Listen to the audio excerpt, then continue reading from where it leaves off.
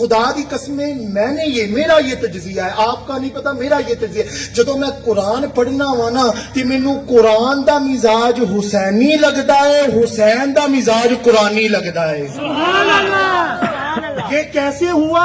یہ کیسے ہوا؟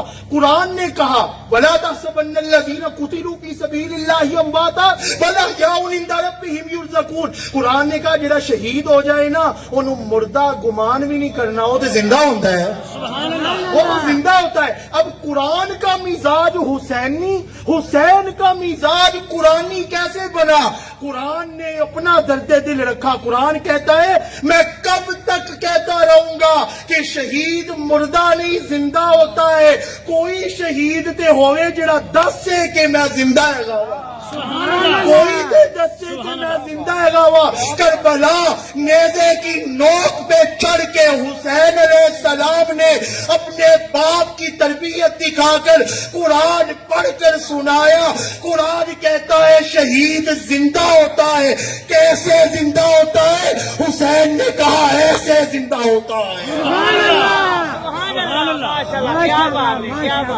تو یہ ہم نے نا ہم تو حسین علیہ السلام کا ذکر کرتے ہیں، ہے سارے جہان میں چرچا حسین کا۔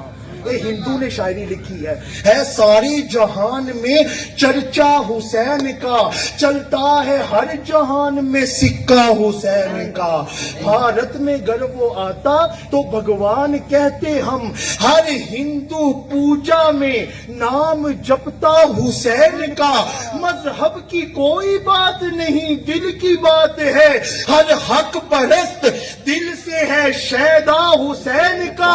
اور ہندو ہمیں کہتا ہے تم مسلم تو پڑھتے آئے ہو کلمہ رسول کا، ہم ہندوؤں نے پڑھ لیا کلمہ حسین کا۔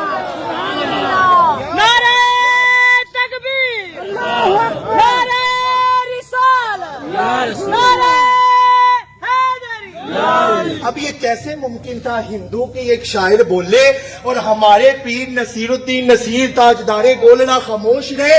انہوں نے تڑپ کر کہا پشتوں سے میں نصیر ہوں منگتا حسین کا، ورثے میں نے پایا ہے صدقہ حسین کا، کافی ہے میرے واسطے نقد غم حسین، چلتا ہے ہر جہان میں سکہ حسین کا۔ بروز حشر نبیوں کی یہ فرمائش نہ ہو، آزان ہو بلال کی سجدہ حسین کا۔ اس کا ثبوت دے دیا اصغر کی جنگ نے، شیروں کا شیر ہوتا ہے بچہ حسین کا۔